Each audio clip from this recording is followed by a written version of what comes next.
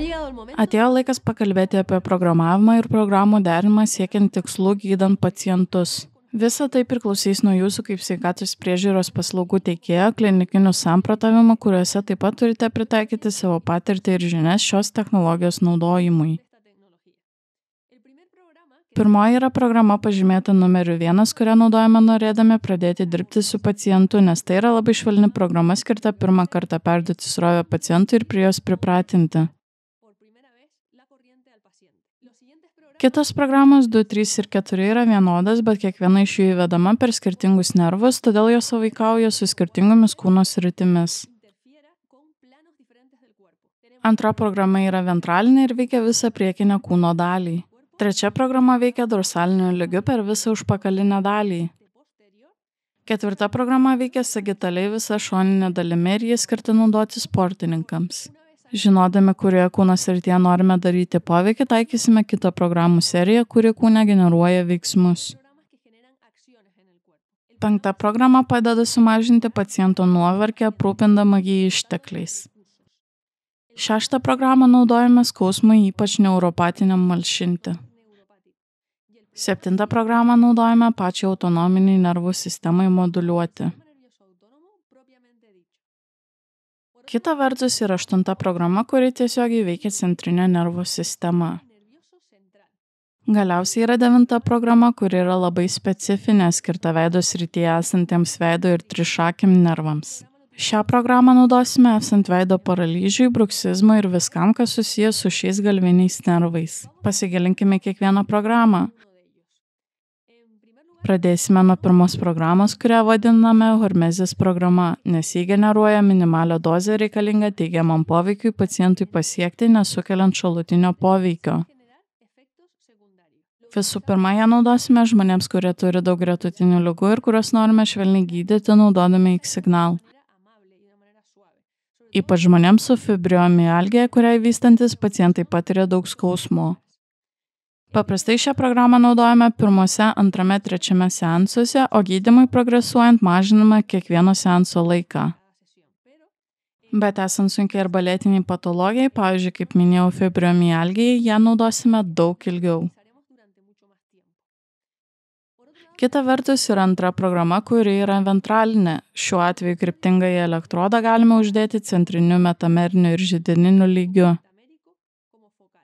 Pirmą programą naudosime tik centriniu lygiu, nes kūną veiksime globaliai.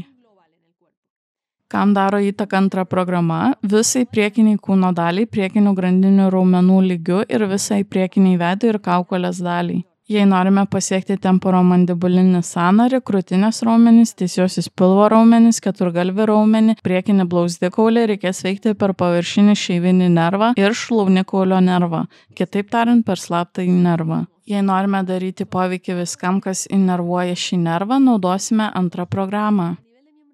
Viršutiniam galūnių lygyje darysime poveikį radialiniam nervui, be to, jei norime gydyti bet kurią struktūrą, kurią inervuoja radialinis nervas, naudosime antrą programą. Trečia programa veikia dorsaliniu lygiu, jos parametrai tokie patys, bet ji veikia rankų ir pėdų lygiu per skirtingus nervus.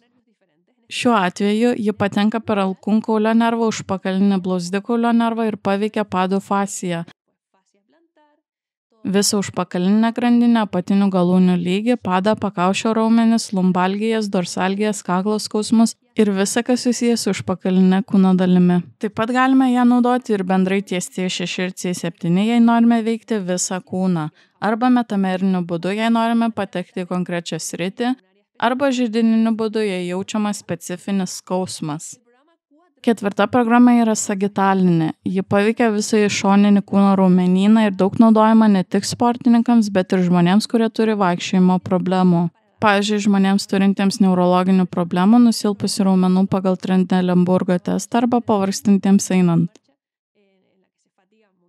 Ji patenka į viršutinės galūnes per vidurinį nervą ir paveikia visą šoninį kamieno raumenyną.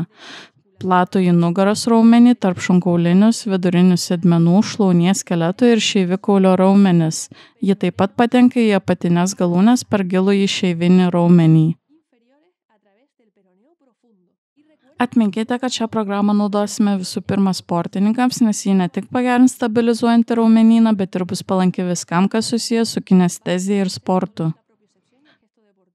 Nustatę, kurią paciento kūno sritį gydysite, nuspręsite, kokius veiksmus norite atlikti. Turite 3 galimybės. Turite galimybę sumažinti nuovargį, skausmą arba pagerinti funkcionalumą, priklausantį nuo autonominės nervų sistemos. Taigi pradėsime nuo 5 programos. 5 programa yra išteklių optimizavimo programa, ta programa, kurios metu siekiame sumažinti paciento nuovargį. Priklausomai nuo srities, kurią norime paveikti, uždėsime centrinį metamerinę arba židininį elektrodą. Uždėdami pastarąjį galime pagerinti konkretaus raumens išteklius. Galime naudoti šią programą, pavyzdžiui, kartu su 4 programa visiems žmonėms, kurie jaučia nuovargį vaikščiodami ir turi neurologinių problemų. Sujungdami 4 ir 5 programas suteiksime jiems galimybę geriau vaikščioti ir pagerinsime jų gyvenimo kokybę. Dar yra tokios ligos kaip lėtinis nuovargis, tipinis fibromialgijos nuovargis, per didelės raumenų apkrovos, kurioms taikydami programas galima suteikti sportininkui resursų, kad jis galėtų efektyviau treniruotis. Dar yra specifinės degeneracinės ligos, tokios kaip poliomielitas arba miastenija. Pacientams turintiems varginančių ir neįgalumą sukeliančių ligų galima suteikti išteklių ir pagerinti jų gyvenimo kokybę. 6 programa skirta gydyti skausmą, ypač neuropatinį. Yra keletas skausmo rūšių. Uždegiminis skausmas, kuris yra labiau cheminis, neuropatinis ir nocicepcinis skausmas. Galime gydyti uždegiminį ir nocicepcinį skausmą, tačiau tai nėra pagrindinė šio prietaiso indikacija. Yra kitų medicinos ir sveikatos priemonių skirtų gydyti tokios rūšies skausmą. Šis prietaisas visų pirma naudojamas gydyti skausmą su neuropatinėmis savybėmis. Kaip žinoti, kad jis turi neuropatinių savybių? Tai yra skausmas, kuris pagal trukmę netitinka natūralių traumos aplinkybių. Jei žmogus kenčia skausmą kelis mėnesius, tas skausmas tikrai turės neuropatinių savybių. Jeigu žmogus patiria periodinį skausmą, kurio intensyvumas svyruoja daug kartų, įskaitant ir jo formą, toks skausmas turės neuropatinių savybių. Todėl taikydami 6 programą pagerinsime paciento būklę. Koks skausmas nepaveikiamas su 6 programa? Centrinio jautrinimo skausmas. Bet tam yra 7 programa, kurią gydysime centrinį jautrinimą. 7 programa yra išskirtinė. Tai programa, kurią naudosime autonominiai nervų sistemai moduliuoti ir, kaip jau minėjau anksčiau, tam skausmui, kuris turi centrinio jautrinimo požymių. Be to, ji pagerins mūsų pacientų miego kokybę. Logiškai mąstant, jei padėsime savo pacientui geriau miegoti, pagerinsime daugelį jo gyvenimo aspektų ir jo funkcionalumą. Taip pat galime paveikti klajoklinį nervą. Ventralinis klajoklinis nervas yra vienas iš tų, kuriuos galima paveikti, kad numalšintume lėtinį stresą ir lėtinį skausmą, pagerintume širdies ir kvėpavimo funkcijas. Kai žinome, kad norime paveikti klajoklinį nervą, paprastai naudojame ir 2 programą. Ventralinė 2 programa ir 7 programa turės įtakos visai visceraliniai ašiai, ypač kamieno lygyje. Taip pat galėsime daryti įtaką ir audinių regeneracijai, audinių tropizmą galime pagerinti naudodami 7 programą. Logiškai mąstant, rezultatai susijęs su audinių tropizmu nepasiekiami per kelias seansus. Gydymas kartais trunka savaitės, ypač pacientams, kurie susiduria su diabetinėmis padų opomis. Tačiau nors ir trunka savaitę, šio gydymo rezultatai įspūdingi. Bruksizmas taip pat yra susijęs su žmogaus nerimo būsena ir mes galime jį moduliuoti su 7 programa. Atsižvelgdami į nerimo lygį, kryptingąjį elektrodą dedame krūtinkaulio rankenos lygyje. Taikydami 2 ir 7 programas krūtinkaulio rankenai galime paveikti streso būseną, kurią žmogus patiria ir ne tik lėtinę, bet ir dažnai ir ūmią. Galiausiai prietaisas gali padėti turint hiperaktyvią šlapimo pūslę.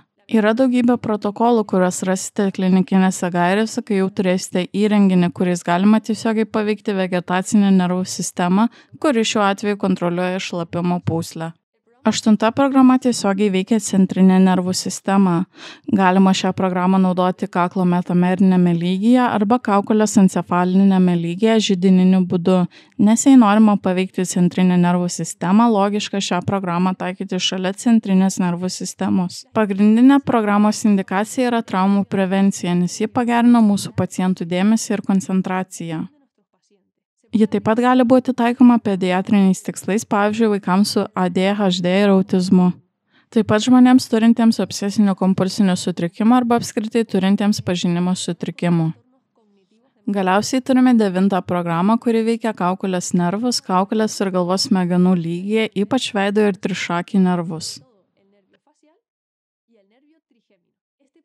Ši programa taikoma kaklo ir kaukolės lygyje, ypač ties trišakių išėjimu, kur yra pasiekta įspūdingų rezultatų, esant veido paralyžiui, bruksizmui ir trišakio nervo neuralgijoms.